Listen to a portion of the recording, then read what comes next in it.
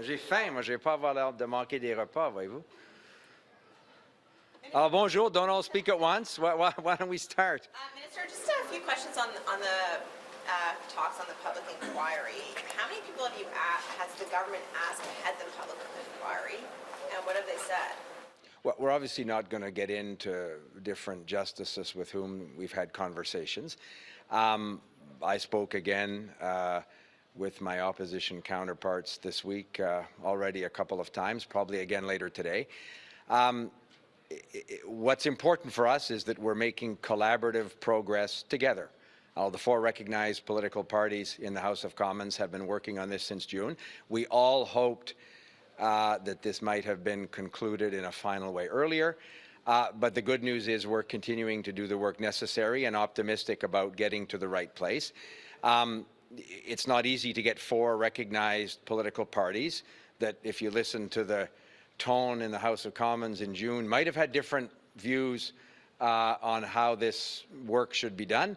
The good news is we have arrived at very, I think, similar, thoughtful positions. So we're just going to continue that work, but we're not going to speculate on individuals. Are behind the scenes saying that the reason why it hasn't moved along is because you can't find a judge or somebody else to lead it. So yeah, but I'm not going to. If you can confirm, I'm not asking. No, and I'm not going to confirm what some government official said anonymously. What I'm. Correct, because. Well, but if I say it's not, I know the joke. If I say it's not correct, then I haven't confirmed. I'm not going to get into the details of sensitive discussions. In some cases, with sitting judges. My point, though, is that the government officials behind the scenes say it's not the opposition party's fault. It's not about these negotiations. It's about trying to find somebody to lead it. Publicly, you and the Prime Minister are saying that it's about these negotiations between the parties. So there's a conflict there. No, I don't see that as a conflict. The negotiations between the parties are proceeding very well and collaboratively. So I'm not pessimistic about the negotiations between the parties. It has been a collaborative, constructive exercise that frankly has gone on all summer. So a number of us had taken a week or two of holidays here and there, and we're joining video meetings from hotel rooms with one's family. We've been doing that work collaboratively, and I'm optimistic that we should get quickly, I hope, to a public outcome.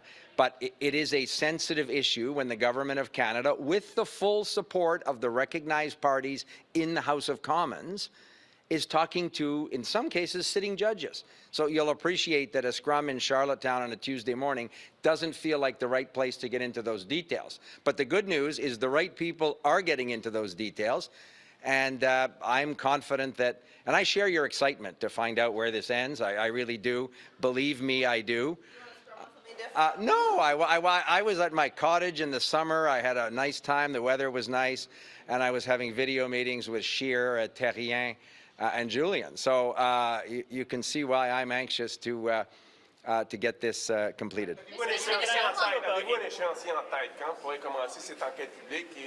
Je suis d'accord, je vais le donner. Moi, l'échéancier que j'ai partagé, évidemment, par erreur avec vous autres, au mois de juin, c'est avant la fin des travaux parlementaires, ça va se finir, je ne suis pas inquiet. Hélas, on arrive à la fin du mois d'août, on est à Charlottetown, on n'a pas encore fini. On a fait énormément de progrès et on est très proche. Alors, les questions compliquées de structure, d'encadrement, sont pour tout fin pratique décidées unanimement. Alors ça, c'est positif. On arrive aux dernières étapes. Moi, j'aurais aimé que ça finisse au mois de juin. Là, j'aurais aimé que ça soit terminé au mois de juillet. Là, on est la dernière semaine, avant la dernière semaine du mois d'août. Moi, je pense qu'on est proche, mais c'est un travail sensible et difficile.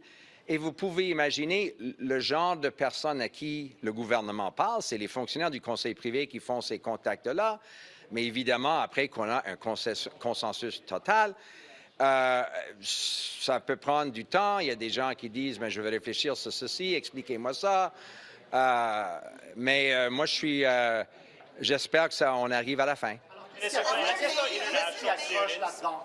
Fraser and Minister Miller have both floated the idea of a cap on international students. Is that something that you would support around the cabinet table? And have you spoken to the provinces about this possibility that there could be fewer coming in the years to come?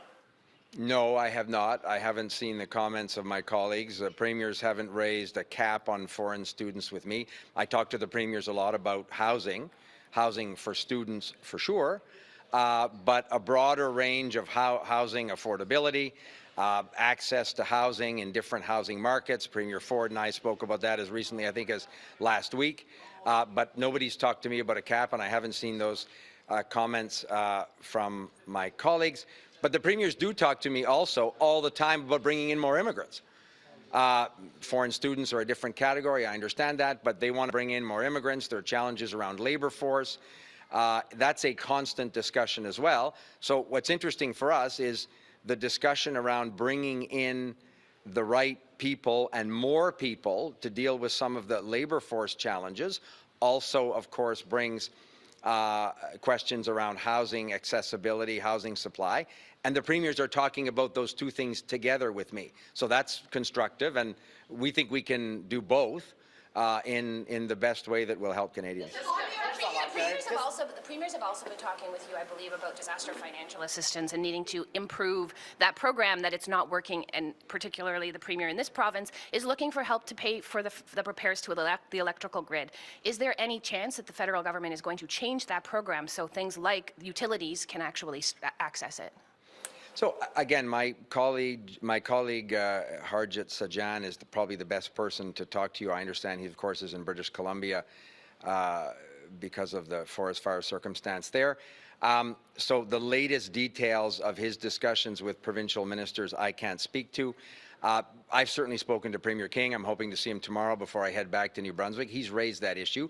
We have accelerated in a very significant way the idea of advance payments, trying to, if you can estimate that the total cost of a disaster is going to be a certain amount of money, why not make an advance payment, particularly for smaller provinces like Prince Edward Island or Atlantic Canada, or particularly the territories. Imagine some of the challenges. So we're very sensitive to getting money to them quickly. Reviewing what is covered and what isn't covered in a decades-long agreement between 13 different jurisdictions, you don't change that on the fly unilaterally. You talk to your partners about what's working and what's not working and how we can make adjustments. So we're open to those conversations, but we accept that citizens in these provinces and territories expect the governments to move as quickly as possible and to be there in a reassuring way. That's what we're trying to do. But if people have premiers or ministers, provincial ministers or territorial ministers have suggestions of how we can do that better, we're all ears. On the RCMP, do you see a future where the RCMP is out of contract policing?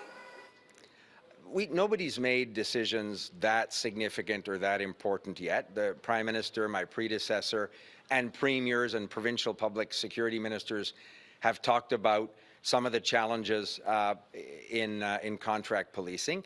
The RCMP have served as the contract police in jurisdictions, 8 out of 10 provinces, hundreds of different municipalities for decades. These are long-term contracts that go for almost another decade, and properly so. So offering up a comment on a local radio station, if you're a public safety minister about or a local mayor about the contract, it doesn't constitute a constructive discussion about how to improve it. And these are multi-billion-dollar agreements that exist for decades. But we take note and accept some of the concerns. I hear it from mayors. When I was the infrastructure minister, they would often talk about that. I could then refer them to the public safety minister, so I've lost that opportunity now. But I'm still the Intergovernmental Affairs Minister. Premiers talk about that. We think there are some things that are working very well, some things that perhaps need to be improved, and some jurisdictions may decide to go in a different direction. And they're also entitled within their own jurisdiction to make those decisions. And we'll be constructive and collaborative in those conversations. But it's not even preliminary to say that there are plans to unscramble that omelet that quickly. But we're doing our own internal review. I've talked to RCMP officials. I'm going, I think, with the Commissioner to Regina in a couple of weeks. He and I are going to be talking about that again, but this will be an ongoing conversation over the next number of months.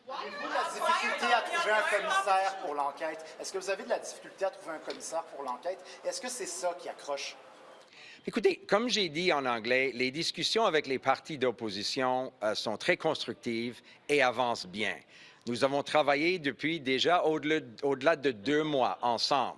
Moi, je n'ai pas pensé que je passerais plusieurs jours par semaine de vacances au mois d'août à parler avec Alain Terrien, Peter Julian et Andrew Scheer. Bonne nouvelle, c'est qu'on l'a fait en amitié et avec un esprit collaboratif qui, franchement, je suis convaincu, va porter fruit. Moi, je suis très optimiste. C'est compliqué. Les fonctionnaires du conseil privé, comme il se doit, sont les responsables quand on arrive à un point de discuter avec un juge en poste. Discuter avec un juge à la retraite, c'est un peu moins sensible, mais parler avec un juge en poste, on l'a vu ça avec le juge Paul Rouleau, il faut passer à travers, par exemple, son juge en chef. C'est un protocole qui existe depuis les années de M. Harper. Alors, c'est pas moi qui prends le téléphone puis que j'appelle un juge sur une liste puis je dis « Hey, qu'est-ce que tu fais pour les 18 prochains mois, là? » C'est pas comme ça que ça fonctionne. Il faut être respectueux. L'indépendance de la magistrature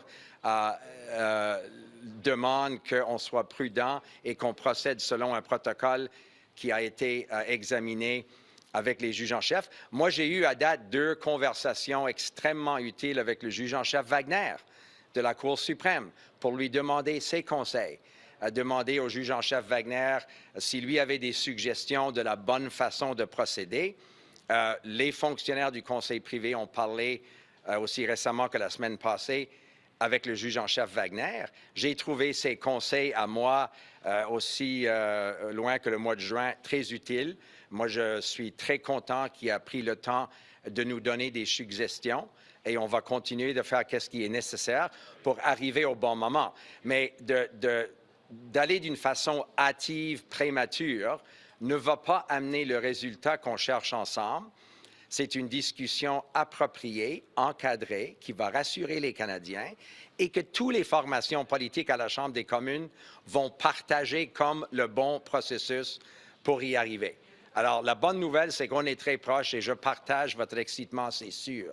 On the opposition leaders on the documents that David Johnston reviewed, why aren't the opposition leaders getting the initial primary documents that he reviewed? Why are they only getting summaries? That was a key defense that your government used in the spring to say, you know, you can have at it, you can look at it and see if you judge any differently, and now they can't. I wouldn't necessarily share how categorical you were there. Our offer suggested by Mr. Johnston in the spring was to show them, excuse me, the confidential or top secret annex. To then go behind and look at all of the documents that Mr. Johnston and his experts in their review used to come up with the top secret annex is a different decision. As you know, the decision of who sees, in some cases, these top secret pentagram documents is not made by elected ministers. It's made by security officials with the support of the Privy Council office. Ms. May, and I've spoken to her over the summer about this, wanted to go and see the top secret annex. I was glad that she took the train trip from British Columbia to Ottawa. She made a considerable effort to do that. We appreciate that. And we've taken note of her concerns, and I will obviously raise it with the security officials and the Privy Council office, those who have, by law, the responsibility to decide who gets access to these documents. But we've heard her concern, and I will talk to the appropriate security officials to figure out the best way forward. Thank you. Can I ask you one last thing about housing? I'm sorry. There has been some chatter about... I'm hungry. Like, I know, I'm almost done, I promise. look at me, there's muffins, I got a file. croissants, I know, like this is good here. There has been some suggestion that we're taking in too many immigrants and that's putting pressure on the housing sector, especially at the lower ranks, right? The affordable housing part of the equation is really stretched. Is there any consideration around the cabinet table to restricting the number of immigrants that we accept each year? Not that I'm aware of. I've had a conversation with Mark Miller about this yesterday. I don't think that's the best way. That's not the best way to deal with what is a real challenge.